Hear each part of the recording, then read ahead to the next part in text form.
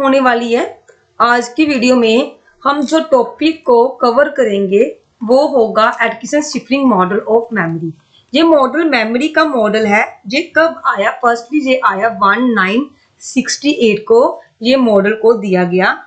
वो दूसरा इसमें बन सकता है। ये मॉडल किसके लिए है आप याद रखोगे। ये मॉडल हमारा मेमोरी के लिए है, जो हमें चीजें कब कब याद रहती हैं उसके लिए है। ठीक है, इसमें क्या है कि इसमें बताया जाता है कि मेमोरी कितने तरह की होती है, कौन कौन सी मेमोरी का क्या क्या काम है, ये सब कुछ इसमें बताया जाता है। ओके, इस मेमोरी में 3 तरह की मेमोरी काम करती है। कौन सी? फर्स्ट होगी हमारी सेंसरी मेमोरी, सेकंड हमारी होगी शॉर्ट टर्म मेमोरी,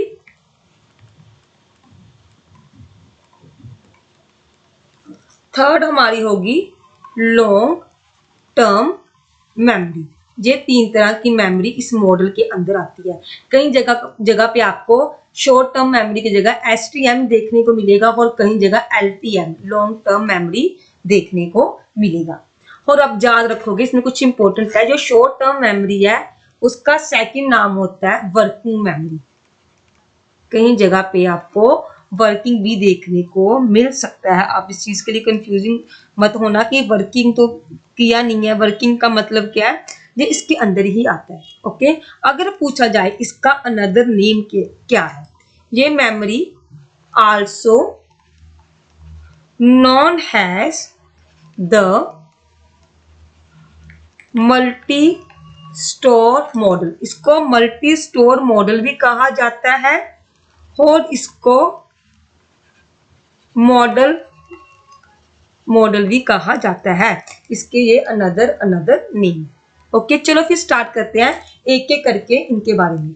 अगर सिंपली पूछा जाएगा मेमोरी मॉडल दिया किसने है, आपने याद रखना है एटकिंसन ने 1986 में दिया था। ओके, चलो फर्स्टली हमारा होगा सेंसरी मेमोरी से। हम सेंसरी मेमोरी से शुरुआत करेंगे। फर्स्ट हम करेंगे, हमारा फर्स्ट होगा सेंसरी मेमोरी। सेंसरी मेमोरी क्या है? ठीक है, आप इसके इंपॉर्टेंट पॉइंट को लिखोगे। इसका जो टाइम पीरियड है, जो सेंसरी मेमोरी है, इसका जो टाइम पीरियड है वो काफी लार्ज होता है।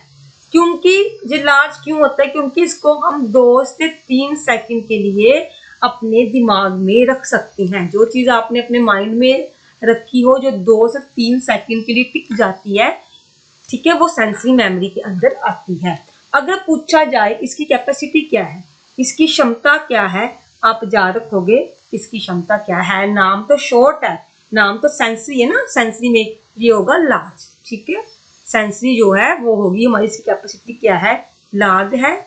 इसकी ड्यूरेशन क्या है, इसका टाइम पीरियड क्या है, 2 से 3 सेकंड के लिए। अगर पूछा जाए जो हमारी सेंसरी मेमोरी है उसके टाइप्स कितने हैं, आप याद रखोगे इसको 2 टाइप्स में डिवाइड किया गया है।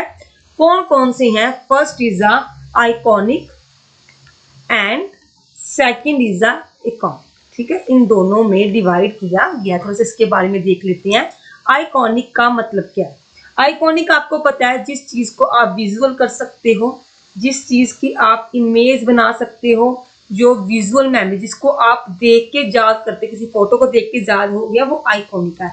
और इसमें क्या आएगा? साउंड। जैसे आपको कोई हिंदी इंग्लिश साउंड याद हो जाते हैं, ऑडियो किसी की याद हो जाती है, वो सब कुछ इस मेमोरी में आता है। और आप याद रखोगे जो सेंसरी मेमोरी है वो सबसे बड़ी मेमोरी मानी जाती है। ओके, सेकेंडली मूव करेंगे हम शॉर्ट टर्म मेमोरी। इसको STM भी बोला जाता है और शॉर्ट टर्म मेमोरी भी बोला जाता है।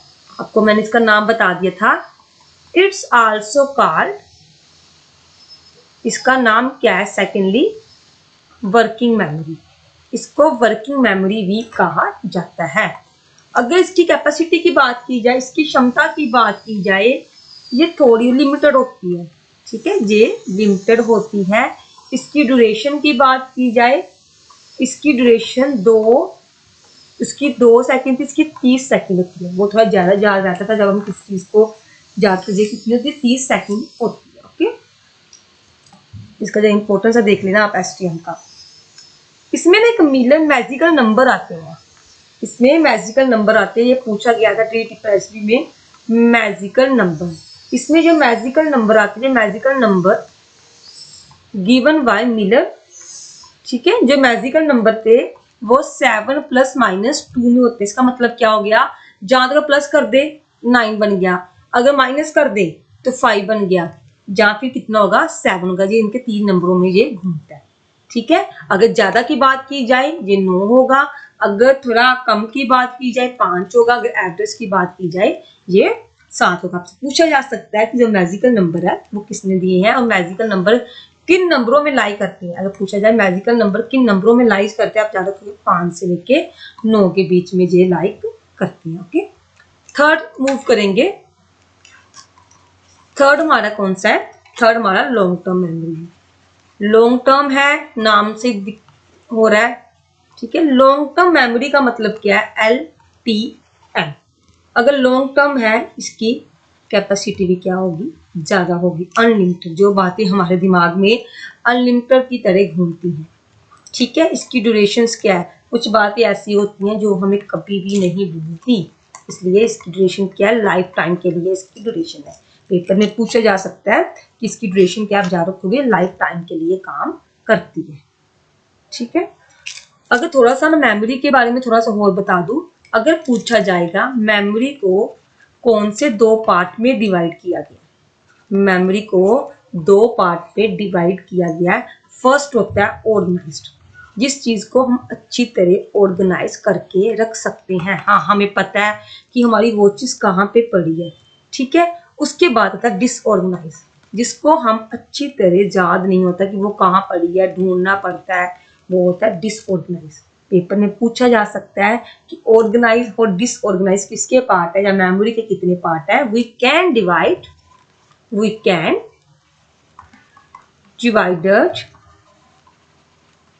Memory in 2 parts. हम मेमोरी को 2 पार्ट में बांट सकते हैं, कौन कौन सा, ऑर्गेनाइज एंड डिसऑर्गेनाइज। ऑर्गेनाइज की एग्जांपल अगर पेपर में पूछी जाए, जैसे डिक्शनरी है, आपको पता है डिक्शनरी में प्रॉपर ए के बाद बी है, बी के बाद सी है। जब किसी चीज का डाटा ले लो वो भी प्रॉपर ही ऑर्गेनाइज होता है। अगर डिसऑर्गेनाइज की बात की जाए, फॉर एग्जाम्पल कोई पर्स है ना, वो पर्स है वो डिसऑर्गेनाइज है, होता है, ठीक है। इससे हमारा घर ही ले लो, हमारा घर ले लो, वो भी डिसऑर्गेनाइज है, कोई चीज अपनी जगह पे नहीं है, ठीक है ना। जो चीजें अपनी जगह पर नहीं होती, जो प्रॉपर चीजें रखी जाती है, जो प्रॉपर वे में संभाल के रखी जाती है, वो हमारा किस में आता है, ऑर्गेनाइज में आता है कि हाँ ये चीज ऑर्गेनाइज है। थोड़ा सा और आगे देख लेते हैं मेमोरी। ये मेमोरी वर्ड बना कैसे, ये मेमोरी वर्ड बना कैसे, ठीक है। अगर इस चीज का मैं आपको ट्रिक बता देती हूँ। मेमोरी का आप सीधा सीधा जा रखोगे री, जिस चीज के आगे री लग जाएगा वो आपका किसमें कन्वर्ट हो जाएगा, मेमोरी में, ठीक है। फॉर एग्जाम्पल री की एग्जाम्पल क्या होगी, रिकॉल, अगर आप किसी चीज को याद कर रहे हो वो भी मेमोरी है। रिवाइज, ओके, ठीक है। रिमेंबर, देखो रिमेंबर के आगे भी री लगा है, ठीक है। रीजनिंग भी एक मेमोरी का हिस्सा है। रीजनिंग मैथ वाली नहीं, रीजनिंग करना। रिकॉग्निशन, ये सब कुछ किसके हिस्से हैं, मेमोरी के हिस्से हैं। और मेन चीज, मोस्ट इंपॉर्टेंट चीज मैं आपको लिखा लेती हूँ, जो स्कीमा है, schema is the base part और फर्स्ट पार्ट ऑफ मेमोरी। अगर पेपर में पूछा जाए मेमोरी का बेस पार्ट कौन सा है, मेमोरी का बेस पार्ट कौन सा है, आप याद रखोगे स्कीमा। बेस पार्ट की जगह पे फर्स्ट पार्ट भी आ सकता है। ओके, आज की वीडियो के लिए इतना ही, जल्दी मिलेंगे न्यू वीडियो के साथ। Thank you for watching. ऐसे ही शेयर करते रहें, हमारे साथ बने रहें।